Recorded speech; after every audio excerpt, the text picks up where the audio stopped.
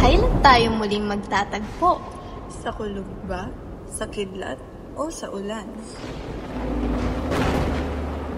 Kapag ang kaguluhan ay lumipas at ang digmaan ay may mananalo't matatalo.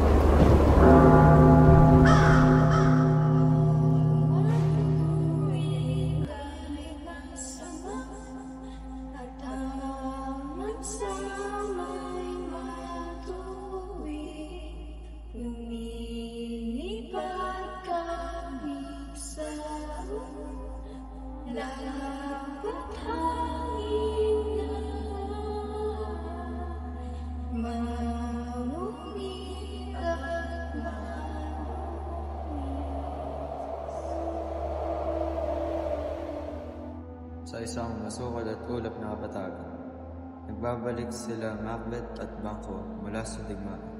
Pagod, ngunit nagtagumpay. Ano itong mga nilalang? Mukhang tuyot, ligaw at kakaibang mga anyo. Hindi mistulang tao, ngunit narito. Magsalita kayo kung kaya ninyo. Sino kayo?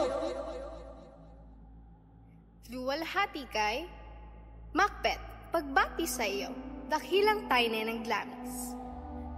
Luwalhati kay Macbeth, pagbati sa iyo, dakilang tayne ng Cawdor.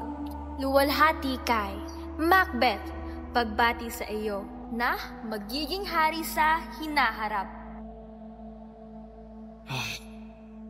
Kaibigan, bakit ka nanginginig at natatakot sa salitang tilang mabuti?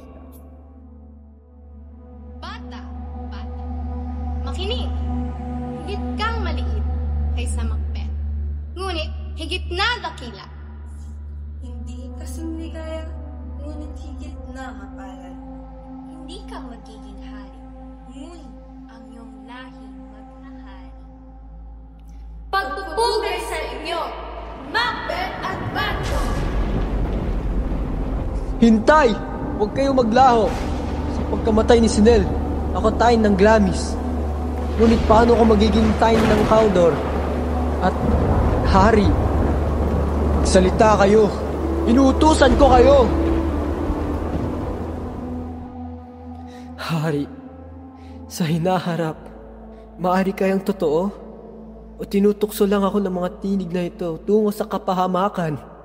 Kung kapalaran ay may nais na ako'y maging hari, darating ba to ng kusa o kailangan ko igit?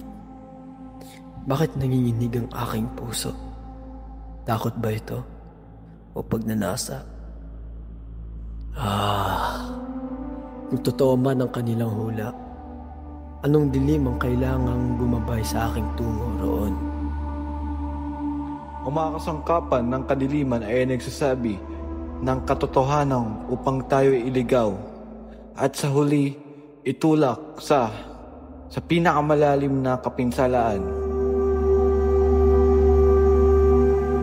Kung sa dilim ako'y itanalaga upang maging hari nang walang liwanag, walang korona, walang kaharian kundi ang sarili kong kasakiman.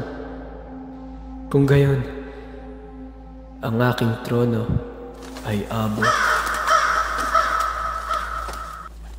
At sa gabing iyon, isinilang ang aninong hindi na maglalaho, ang halimaw na tatawaging hari.